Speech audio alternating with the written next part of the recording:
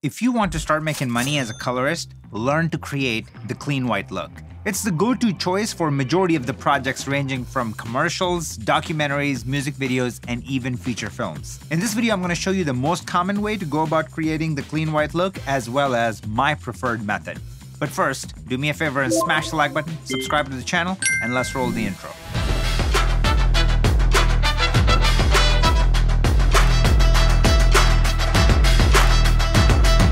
Before we dive into the video, let's take a second and thank our sponsor, Qazi's Toolkit. Now, in today's world, the budgets are shrinking along with the timeline, but the expectations and the quality of your work is growing. And doing things the traditional way just takes too long, and that's where Qazi's Toolkit is a lifesaver. I graded these projects that went on to collect 100 million views in half the time compared to what it used to take by using Qazi's Toolkit. And with the special link in the description, you can save $200 off the QT bundle if you join now. So check it out and let's get back to the video. So we are inside Resolve, and the footage that I'm working with is shot on Alexa Mini. So I've gone ahead and done the conversion. So IDT, input device transform, taking Alexa footage and then turning it into your boy's favorite color space, which is DaVinci Wide Gamut. And then on the output, we are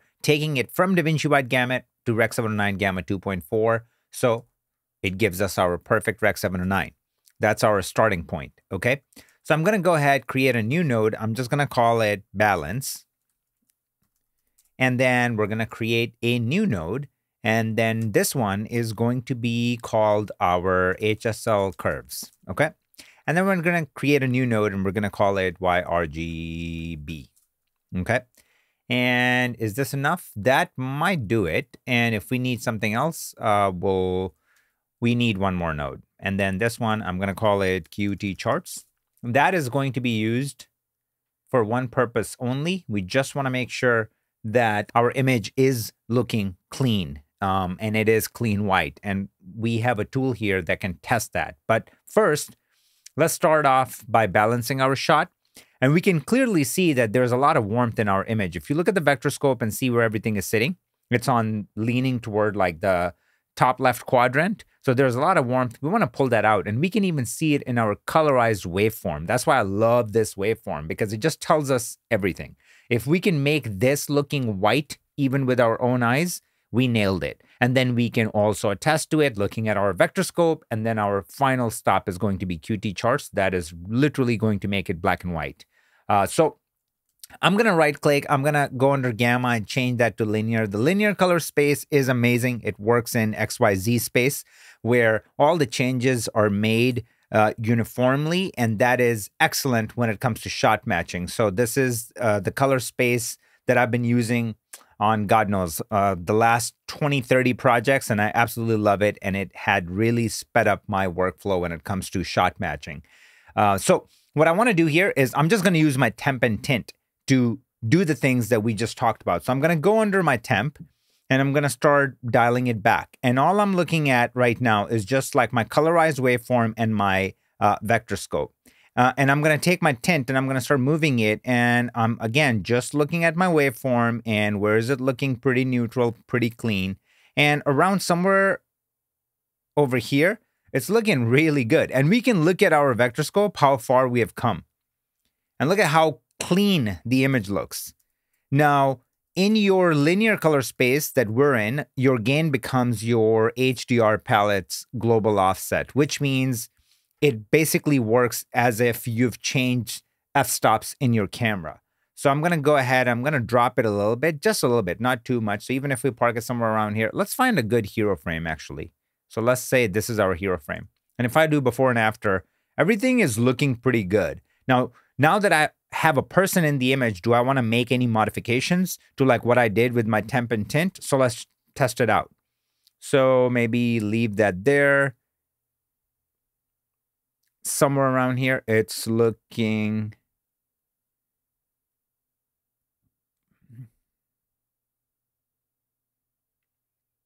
okay. So this is looking pretty good. Vector scope looks great.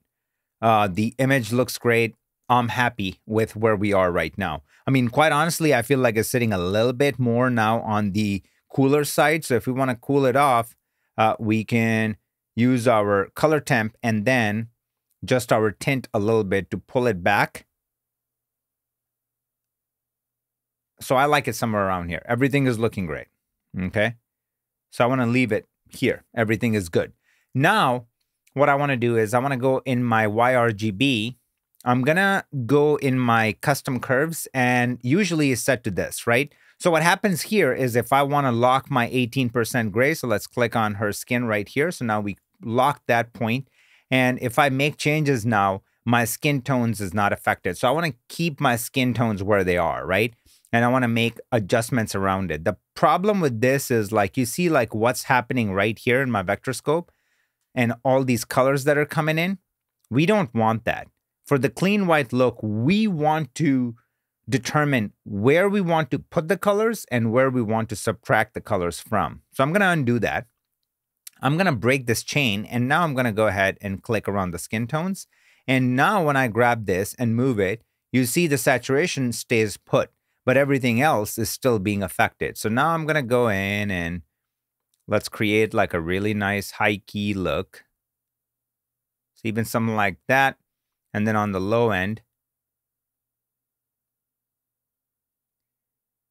I want to put everything somewhere around here. And let's just say that this is not bad, right?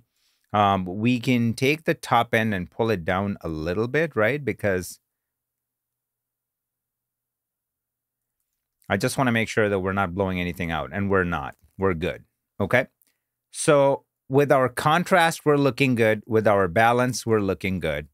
Now we need some saturation because all of this is just kind of looking not very pleasant to the eye, especially like we've lost a lot of color in our image. And that's where you would usually use your HSL curves, and especially your hue versus saturation. So if I were to come here and click right here, it's going to create these 3 points. And now I can go under my saturation and crank that up where it doesn't look unrealistic. So even something like that looks pretty good. It gave it a lot of color here, a lot of color here, color in her hair. So this is looking pretty good. Now, another thing I want to do is I want to go under Luma versus Sat, and I just want to pull the saturation out of like my highlights even more. So I can just go in here and drop that, something like this. But now it's also affecting that, so I don't want that. So I'm going to grab it and I'm just going to eyeball it where it kind of leaves this as is and only affect the top end. And I can see that it's doing that. I mean, look at our vector scope. So we've added a lot of life without adding any gunk to our image, okay? So that would usually be the process to get a clean white look if you want to do it inside Resolve. And I gotta say, the results are pretty freaking good. I mean, I'm just getting excited looking at it because we have a lot of color here. We have a lot of color here, and it just looks so crisp white. Now, is it true white? The only way to test it is, again, go to QT charts, and I'm going to turn on highlight neutrals. And what this is supposed to do is anything that is, when it comes to saturation, around like 5% saturation levels, which is almost as clean as it's going to get, is going to shown in brown. So we're seeing majority of our images living in this brown world, right? So our highlights are neutral. So this is a very clean image. And we can see that if I turn off my balance, all of a sudden the image is not neutral at all. So that's why you see like why I use linear too. Like it does all the right things. Okay, so just by making a few adjustments with our temp and tint, our image got so freaking clean. And then we add the pop using our HSL curves. And then remember we used our highlights and we brought that down right here. So Luma versus Sat. And then Luma versus Sat is doing that trick, like where it's cleaning up the image even more. So now you can actually see it in effect. And then if I were to show you our hue versus Sat, and if we go back right here and turn it into Sat false control, which is going to tell us how much saturation we're actually adding. If I go back, you see like this is actually falling under 0.45 and 0.6. And as soon as I turn this on with what we did using our hue versus Sat, we brought the saturation levels up from here all the way up to here. So these are extremely powerful tools. And this really got us where we wanted to be. And it looks so good. I mean, if I take these 3 nodes and we are able to create that inside Resolve for free, whether you have a free version or you have a paid version, whatever. So mission accomplished, it looks great. So that's one way to do it. Now I'm going to show you, I'm going to create a new version. I'm going to delete these. And we're going to leave the balance as is because we did a good job here. So why mess with it? And I'm going to now turn this off, actually change it to highlights neutral, and then just keep it off. I'm going to create a new node. And this time I'm going to show you my preferred way to do it. I'm going to create 2 more nodes. This one I'm going to call it color compressor, or actually QT color compressor. And then this one I'm going to call it QT sat control. And then this one I'm going to call it QT look DNA. Okay. And we're going to drop the DCTL and we're going to go down and select look DNA. By the way, you can download all of these for free as a demo version and try them out for yourself if you want to just follow along and kind of see what I'm doing here. So I'm going to start off with my look DNA. And what I'm going to do is I'm going to turn on show curves. So if you have a panel that has an LCD display, then I would highly recommend you just use the non-emoji version of these DCTLs and just use the LCDs on your screen and those knobs. And that's what I'm doing on my big panel. So DCTLs on a big panel are just chef's kiss. It's a great experience. So I've turned on my show curves and it's basically showing me what's really going on, the changes that I'm going to be making to my image. And the first thing that I'm going to do is I'm just going to go under my mid contrast and I'm going to crank that up. And like, look at what I'm doing. So I'm actually going to use my panel, but you guys are going to see the changes here and on the screen. So I'm just going to go and do that. And you see like how it locks our 18% gray. So I'm going to make sure that nothing is getting destroyed. Actually, you know what? Let's bring our girl in and set it somewhere around here. And now I'm just going to crank it. Where do I want to keep it? I kind of, let's just say I like it somewhere around here. Now what I want to do I want to take my highlights and crank up even more, like to really get that high key look? I can. And then what do I want to do with my whites? I can bring my whites down just a little bit to kind of soften that up. But at the same time, I want to make sure that they stay clean, which they are. We're not adding any color to it. Okay. What do we want to do in the undertones? Do we want to just like kind of give it a little bit more punch? I mean, we can. Something like that, and that looks kind of clean, and it's popping, right? Like it's popping so much. So now we can just go ahead and turn off show curves, and I'm like really liking what I see. Another thing I want to do now, I'm gonna go under color compressor, and I'm gonna drop this DCTL, and I'm gonna choose color compressor. And here, what I want to do is a couple of different things. Okay.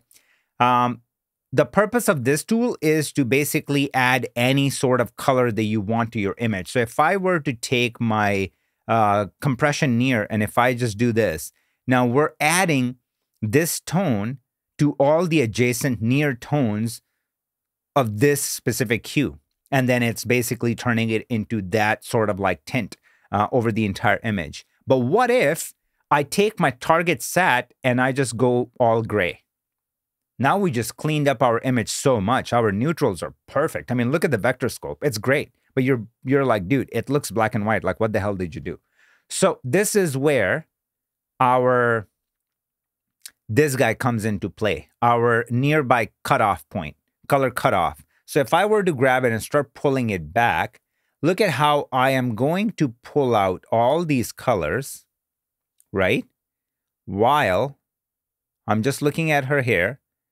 I want to give it as much color as possible and then park it right before it starts adding in other tones. And if I do before and after, look at how we took away all the magenta and all the other tones around the image while we left everything else, like all the saturated areas intact. And she just got separated so freaking hard. Like even if we go here, this became super white.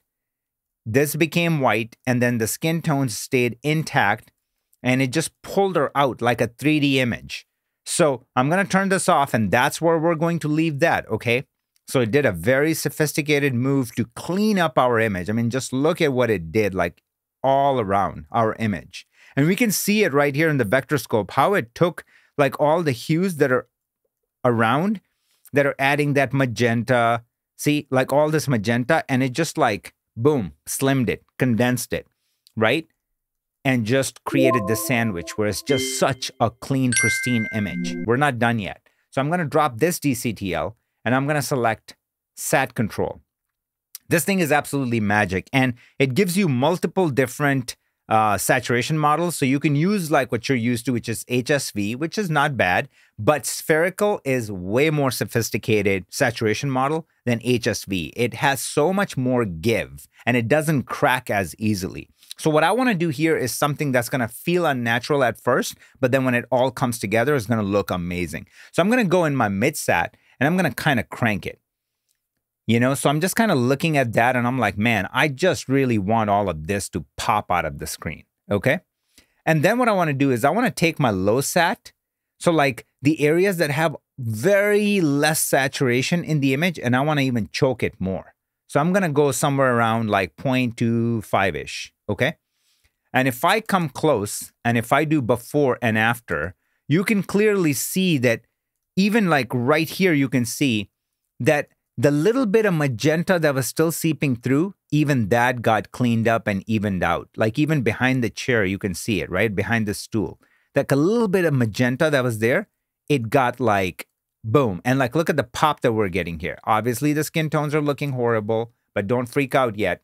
One last step, okay? So what I want to do now is I want to go back into my look DNA. I want to go under my bleach bypass, and I want to crank this puppy up. And I'm just looking at the legs right here and even her legs, but mostly like the legs of the stool right here. I want to pull it back somewhere around here. And you know what? We can even dial back the mid-sat. Actually, it does look good, so I don't want to dial that back. So let's go back here. And where do I want to leave it? So if I want to leave it somewhere around here, do I want to pull this back a little bit? Doesn't hurt, right? Like if we just pull it back a little bit. And if we look at this, and if we look at that, right? Now somebody might go, well, the hair is losing a little bit of color. That's okay, then that's fine. Like let's go back in here and start dialing back our near cutoff until we get some of that color back in the hair. And that's cool, right? And now, if I were to take these three, and if I turn them on and off, look at the difference, right? So now what we can do is, let's see how this looks compared to our other version. So let's park it here,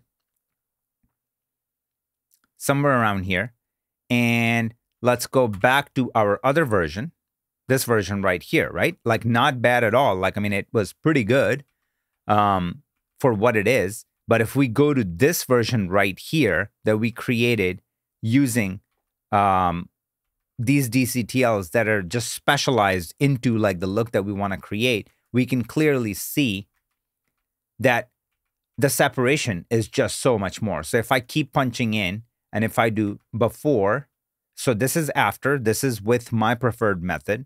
And then this is with like just doing, you know, using the tools inside Resolve. Again, not bad. We're pixel peeping right now. But if you really apply this change globally to an entire scene, an entire project, the difference is going to be absolutely mind-blowing. Because as a colorist, it's always these little changes that accumulate to something really, really big. So if I go here to our first version, doesn't look bad. It's pretty cool. But if I go to this and we look at our ground, we look at our stool and the background and how it just pops out, like it's ripping out of the background. We don't get that here.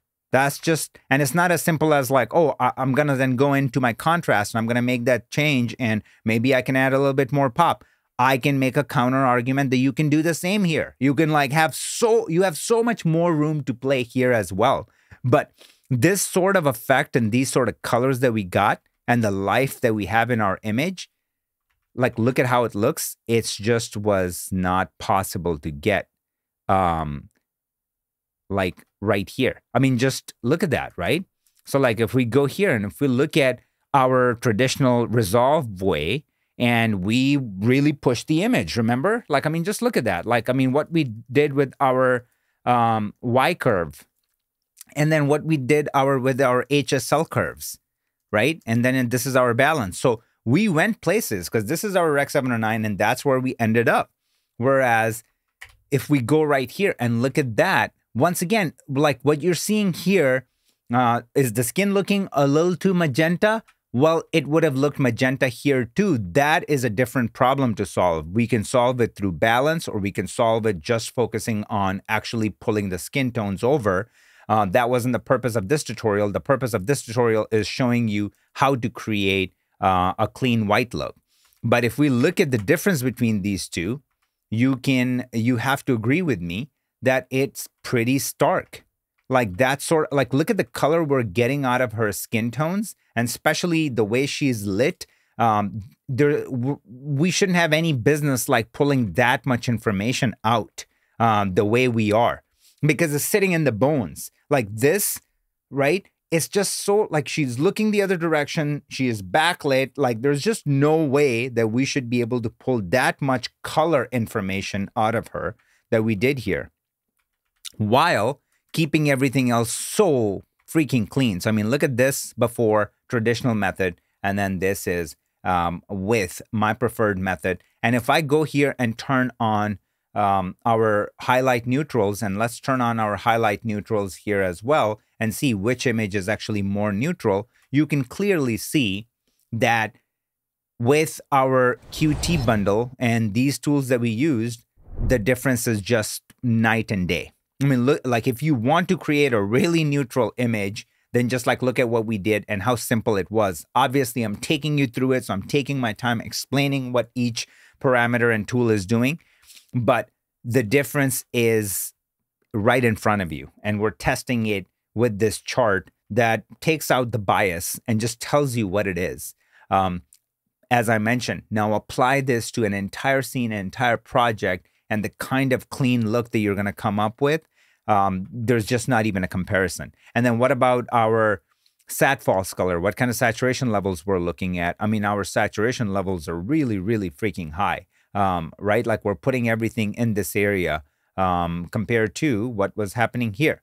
So like overall image was really dull and muted. And even then, our image is more balanced and neutral in QT, as seen right here, yet it packs even a bigger punch when it comes to mid-tone saturation. So again, I wanted to show different ways to do this because you can totally use this method and end up with killer looks that will get you hired again and again. And that's how I would approach, and I have had approached the clean white look in the past. But this method is just way, way, way more superior, and you guys can just witness it and see it right here, all of it. And especially like this is like my favorite shot to kind of witness the stark change. I mean, just look at like how this pops from the background. Like look at this area right here, how this pops, and then more importantly, how this area pops. So there you have it. The thing that made me fall in love with color grading is that there's always multiple ways to get to your desired result. My preferred method might not work for you, and for others, it might be a game changer. So if that is something that you're interested in, I would highly advise you to check out the link in the description. You can save $200 off the Qazi's Toolkit bundle. If you have any content suggestions, drop them in the comment section below. And on that note, subscribe to the channel, smash the like button, and I'll see you guys in the next one. Peace, fam.